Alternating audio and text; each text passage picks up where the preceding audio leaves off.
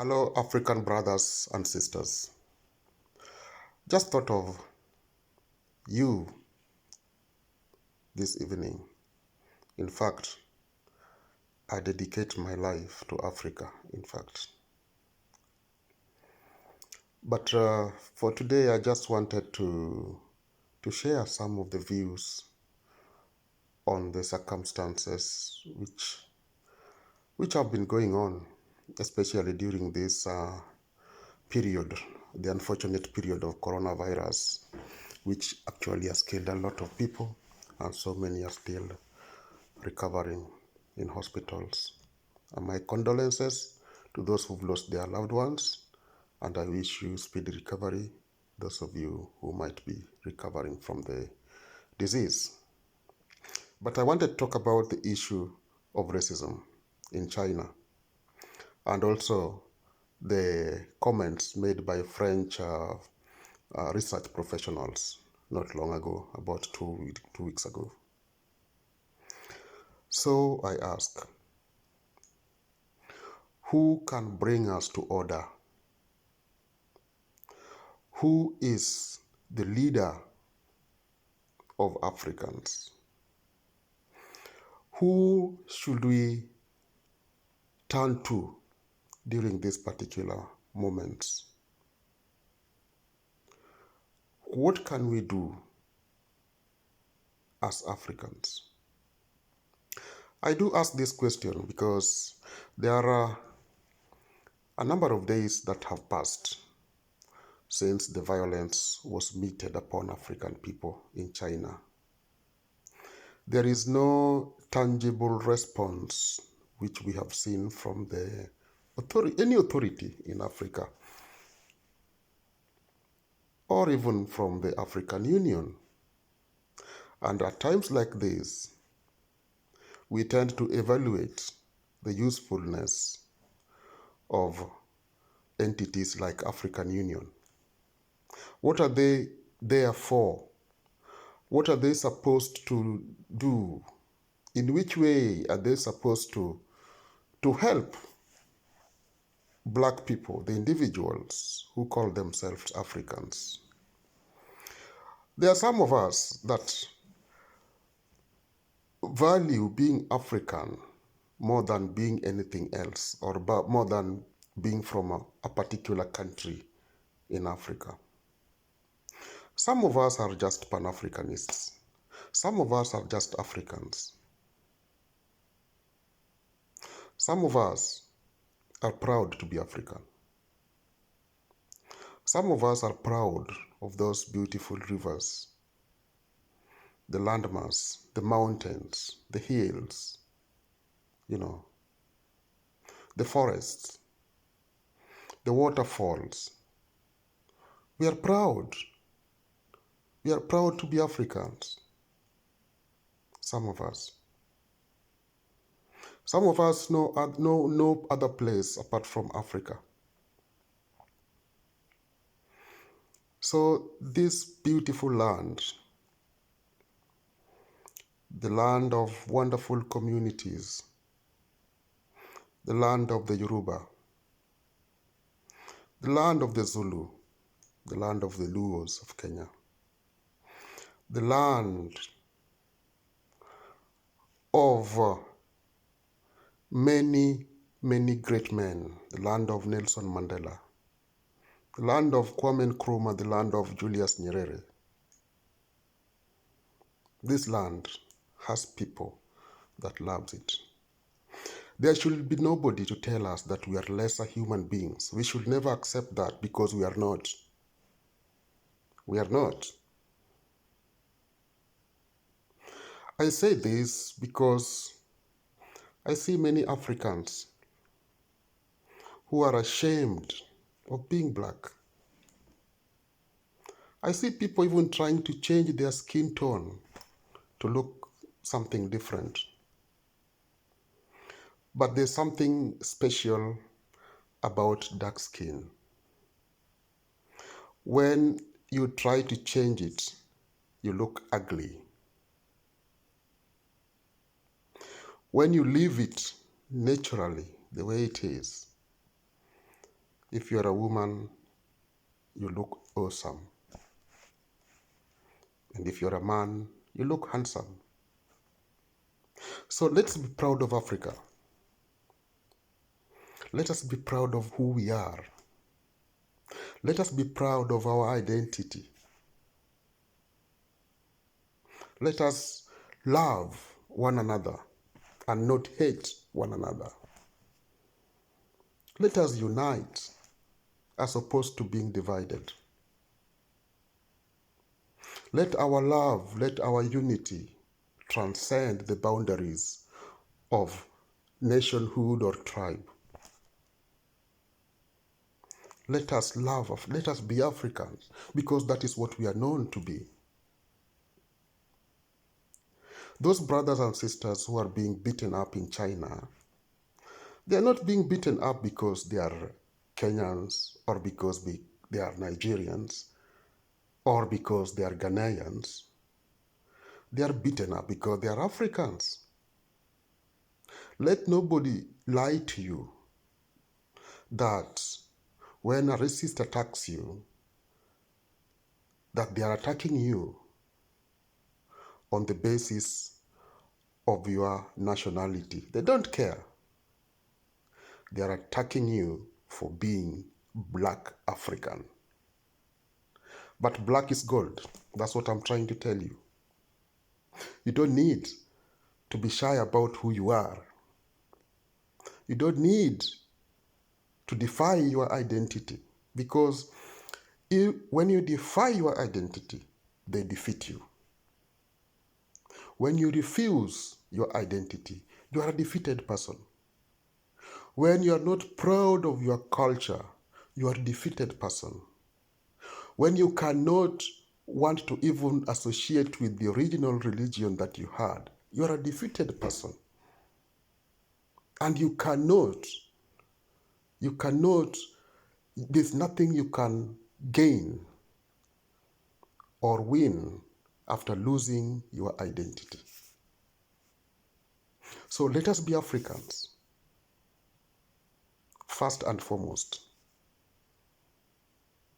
Africa is what identifies us outside of Africa. Long time when I went to Spain, Spaniards kept on asking me about some civil wars that were going on in Africa. At first I used to get annoyed and ask myself, why should I be asked about so and so, such and such a country? I don't come from that country. Until one time,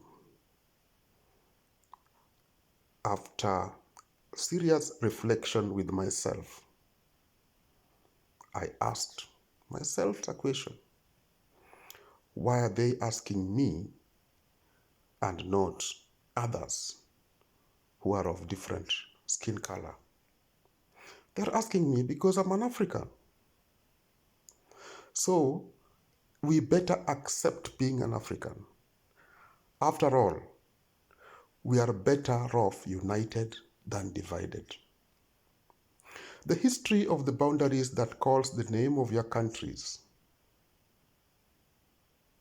is something that came out as a result of a Berlin conference in 1884. At that conference, there was no African. All of them were Europeans. All of them. Then they did the partitioning of Africa, the scramble and partition of Africa. Then they came up with Nigeria. They came up with Gold Coast, present-day Ghana. They came up with South Africa. They came up with Senegal. They came up with Tanzania or Tanganyika at that time. They came up with Kenya. They were scrambling and partitioning Africa so that each can get a portion of it. So what we have as countries in Africa are not boundaries of our own making as Africans. These are administrative positions that were made by colonial masters. So we should unite as Africans. In responding to racism, an individual country cannot address racism against black people. But Africa, the, the, the land of Africans, through African Union, can take stern action against racism on Africans in the diaspora and even at home. The African nations are supposed to speak with one voice at this time. The African nations should address African Union, and the African Union should address racism in China. The African Union should cover up for all Africans in China. 54 countries starting to take their citizens from China does not look good on our image.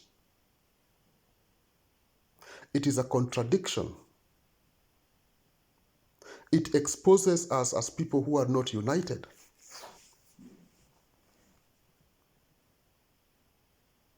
The best thing African Union should do, and these governments of Africa, for example, let's take the example of Kenya. Kenya, who has attempted to send a plane, arguably that her own citizens are going to pay for their own transport back to the country. Kenya ought to have addressed that through the African Union, because there's no way a Kenyan who's got a close friend that is, say, a Nigerian or a Ugandan will leave their friends back where they are being killed on the basis of the color of their skin. It doesn't make sense. So this organization, this African Union, should be there for some good reason. And if there is any good reason for the existence of African Union, it should be seen now that Africans are being attacked in China. This is the time. Secondly, Africans, through their African Union, should renegotiate, should reassess, should review, should re-examine the bilateral agreements between African countries and China. As things stand today, China is positioning itself for a takeover, an ugly takeover of Africa. It might not be direct administration, but the heavy debts that we have of China is not sustainable. It's not sustainable. The question that should linger into each and every African's mind is, why is this man willing to give you money that he knows you can't pay back? What is he after? That question should remain with you. The message I have tonight are three. I'm calling upon African individuals, wherever they are, in the diaspora and at home, to unite. Unite beyond your ethnic differences. Unite beyond your national borders and make Africa one unit. Number one. If we can't do that, we should accept to perish, and perish very soon. The world is so competitive. The boundaries that we hang on are so inconsequential, so insignificant, economically speaking, with regard to competition that is there in the world of today. We have to rally our efforts together and make sure that we position ourselves as Africa. After all, we are the richest continent on earth. We position ourselves as Africa, ready ourselves for takeoff. The best way to fight against racism is to make Africa a better place to live in. My point number 2 is still about racism. And I'm going to talk about the French doctors who opined or who suggested that the best destination to test any vaccine they might get soon is Africa.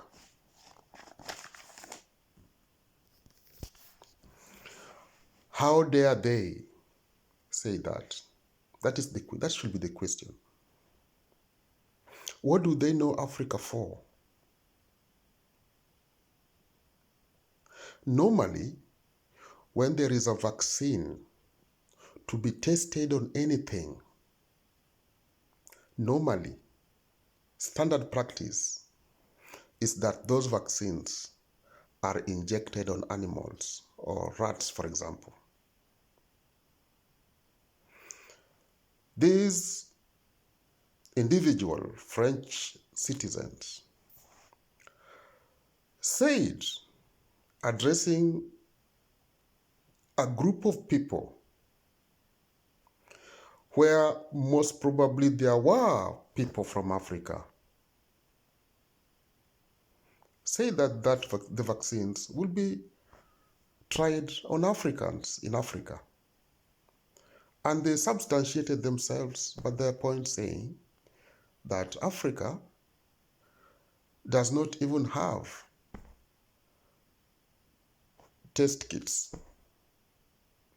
Africa is a place that our African sisters make love with their African men or any other man without protection. So as far as they are concerned, we are the cheapest, we are the best place to test a vaccine because our life does not value much to them. That is the interpretation of everything. That is what they believe. Now, what is worrying the most? How does the French government relate with Africa? These two doctors, one of them being Dr. Camille Lodge, is a research director at a national institute in France. He has not been fired. He is still the director. What does that mean? What does it tell you? The second one is Professor Jean-Paul Mira. Jean-Paul Mira is head of ICU services at a major hospital in Paris. The hospital is called Cochin. He has not been fired. He is still working. Now the question is, with the pandemic of coronavirus, how does Dr. Mira attend to black people that are taken to the hospital where he is the head of ICU services? He will treat them with biasness. He will treat them with utmost contempt. And these are the things that we should sit down as Africans. We should try to think, where do the world position us as a continent and as a people? This history of Africa is bad. I don't have to revisit it. Think of slavery, think of colonialism, and think of neo-colonialism as well. That is ruling most African countries, taking away resources from us. Unfair trade. You go to the IMF, an African country takes a loan at a higher rate of interest than other countries. These are things that are open for us to see. So we should sit down. We should think and make policies that govern our African countries the way they are today in a way that protects and preserve the dignity of an African. Number two, African countries should agree to have a standby force, military force, to protect African continent. Number 4 or 3, African countries should consider having a Bank of Africa, a bank where Africans can go and get the loan they need to develop their land. That is when Africa will develop. But we should take with less seriousness the boundaries we have within Africa because they were not created by us. They were not created by us. Racism by the Chinese has been there, both in China and even on our own soil in Africa. What has happened? Nothing. They have been doing it. And the reason why they do